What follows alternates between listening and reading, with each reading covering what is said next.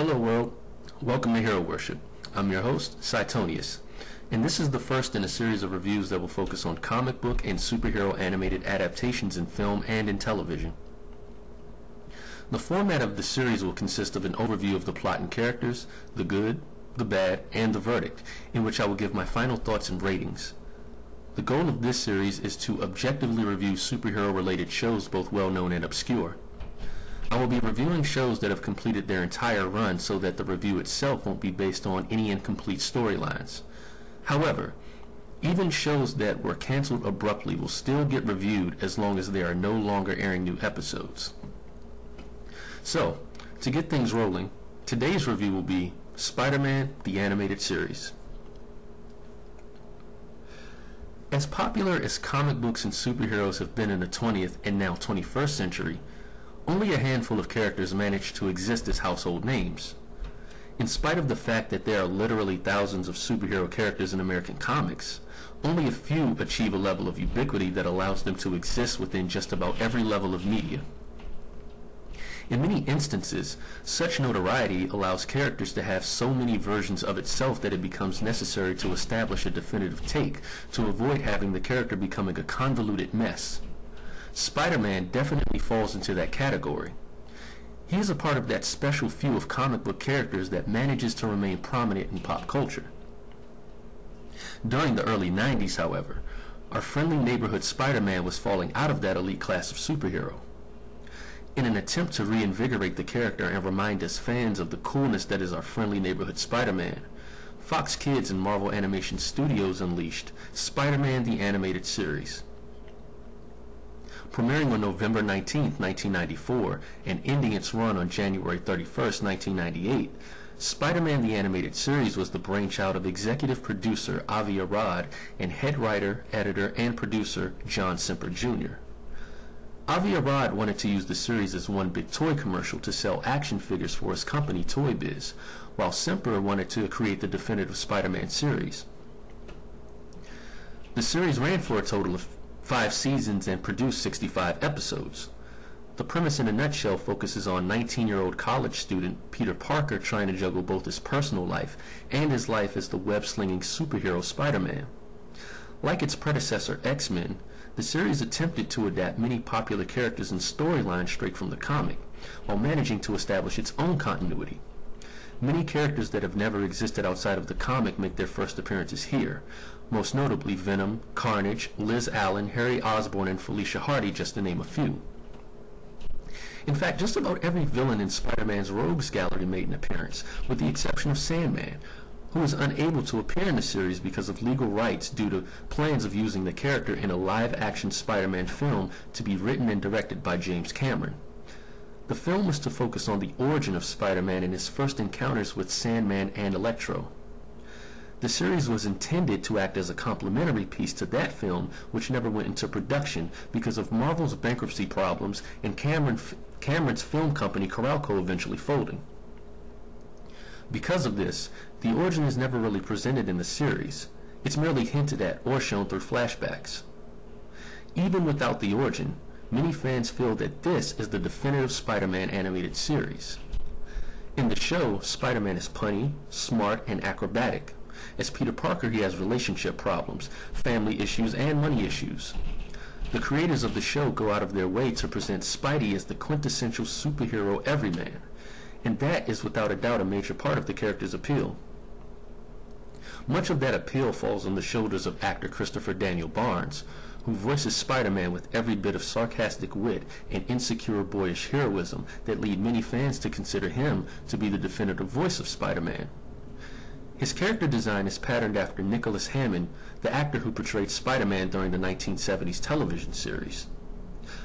With a series like this so loved and connected to the nostalgia of its fan base, I feel that in order to truly review a series like this, objectivity is paramount. So rather than just giving my opinion of the show, I will attempt to examine both the pros and the cons of the series. Unlike many of the superhero shows of the time, such as Batman the Animated Series and X-Men, which used a lot of dark and complex social and psychological themes and undertones, this series takes a much tamer route. And while it does deliver tons of action and excitement, or at least the allotted amount for a Saturday morning cartoon, I'm still amazed at how entertaining of a show this is, considering censors were adamant in limiting the amount of violence depicted in the show. Censorship was so extreme that Spider-Man was never allowed to throw a punch at any villain or antagonist. Usually for a show like this with so much action, any sort of watering down or censorship is unwelcome.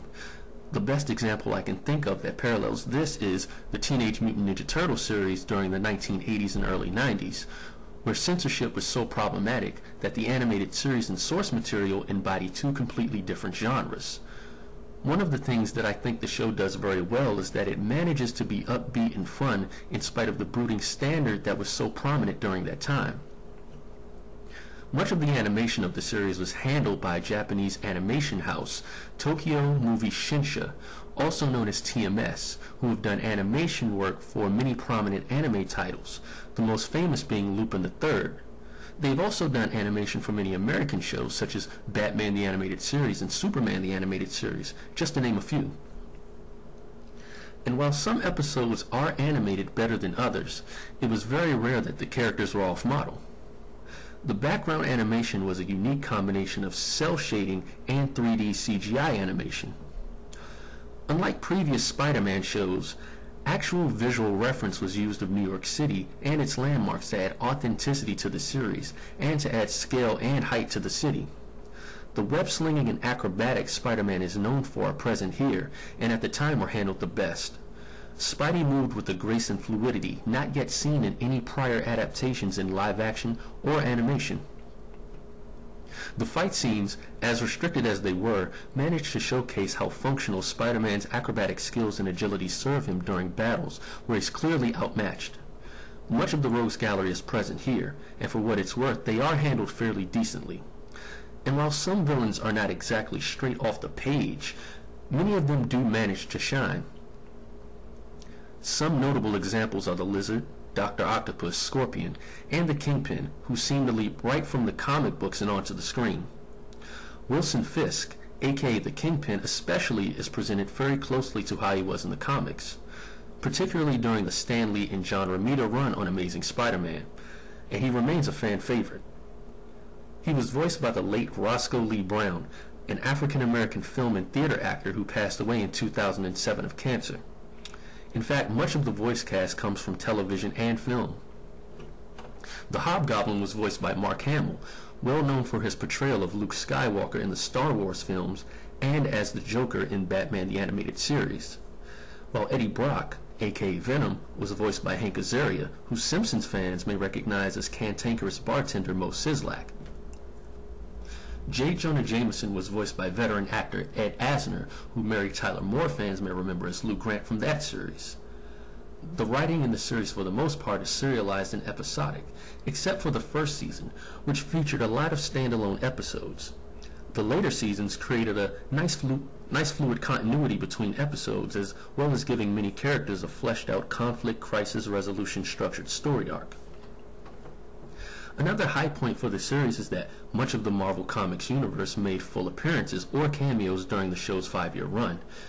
Everyone from Daredevil, Doctor Strange, the Fantastic Four, the X-Men, and Iron Man showed up in this series. In fact, some characters made their first on-screen appearances because of the series, the most notable being Blade the Vampire Hunter. Even a show like this that is highly regarded by fans is not without its flaws. While the show boasts some well-known voice and television actors, at times the voice acting can be quite cringeworthy and seriously overacted. Another strike against the series was the constant use of recycled footage. The series became notorious during the later seasons for its animation mistakes and poorly integrated recycled footage. Much of the issues in animation stem from budget restraints causing the series to switch between various animation studios to save revenue. The most prominent issue the series faced, however, was censorship, causing restrictions on violence and depictions of death, as well as certain terminology. The censorship codes were so strict that even using the word radioactive in the series was considered excessive. So instead, all references to radioactivity were instead called neogenics. Censorship issues also caused many villainous characters to be altered, most notably Carnage and Morbius. In the comics, Cletus Cassidy was a murderous psychopath with a symbiote that produced razor-sharp blades used for hacking and slashing his victims. In the series, this was changed to a symbiote absorbing the life force from his victims. Morbius, the living vampire, was not able to suck blood from his victims like traditional vampires. Instead, he was only able to absorb the life plasma from his victims. Some characters were changed even without the censor's input. Norman Osborn in this series seems more tame than his comic counterpart. Rather than the calculating, shrewd businessman supervillain Green Goblin, he seems more like a failed attempt at creating a more sympathetic version of the villain. In fact, the Hobgoblin is introduced 2 seasons earlier in the series as opposed to 20 years later like how it was in the comics. The reason behind this is because early in the production of the series, action figures of the Hobgoblin were produced before the Green Goblin, and they didn't want to confuse children by introducing the Green Goblin first. Another villain misfire was Kraven the Hunter, who was originally depicted as a skilled hunter and killer, and one of Spider-Man's deadliest foes, even going as far as burying Spider-Man alive in the comics. In this series, he's portrayed more of an anti-hero and ally to Spider-Man. In spite of some of the setbacks the series faced, the only other issue I can think of is the last couple of episodes being very underwhelming due to a rush in production. The series was supposed to go into a 6th season but was canceled, not because of a lack in ratings. In fact, during its run, it was one of Fox's highest rated animated series. The series was ended by Margaret Loesch, a head executive at Fox Kids who had a personal grudge against Avi Arad and wanted to put him and his company Toy Biz out of business. Toy Biz produced all of the action figures for the series. Because of this conflict, Arad and Semper were forced to end the series even though there were plans to continue with the 6th season that would have Spider-Man traveling to 19th century Europe to find Mary Jane and confront Jack the Ripper, who would be revealed as Carnage. Once the show was off the air, Avi Arad produced a new Spider-Man show without Semper titled Spider-Man Unlimited. That show had Spidey battling villains on Counter-Earth. It was canceled after 13 episodes. Despite its shortcomings, I enjoyed this show a lot and still watch it from time to time. I think that it served as a great balance to the darker themed animated shows that were around at the time. Christopher Daniel Barnes' Spider-Man outshines many actors past and present that have portrayed the Wallcrawler, with the exception of Josh Keaton, who voiced the character in the Spectacular Spider-Man animated series that aired in 2008. Aside from a couple of duds and misfires, the series has some of my favorite episodes in animation. The first episode, The Night of the Lizard, is one of my favorites. The acting and the animation in the episode are some of the series' best. The Sting of the Scorpion, The Man Without Fear, and Turning Point are also high on my list. With all of the praise and recognition the show gets, I still can't call it the definitive Spider-Man series. It's definitely a great show and better than some of the other shows, and even some of the live-action films starring a character called Spider-Man, but featuring someone who acts very differently from the character. I think I feel this way because a lot of unnecessary liberties were taken with storylines and characters. If there were a hierarchy of Spider-Man adaptations in animation, to me, this series would be a close second to The Spectacular Spider-Man, which I think holds the title of the best animated representation of the character. Regardless of recycled animation cells, production problems, and whatever other issues the series faced, it's still one of the most popular and well-loved Spider-Man shows, and a series that's definitely worthy of hero worship. I give Spider-Man the Animated Series 4 out of 5 stars. Join us next week where I'll be reviewing Superman the Animated Series.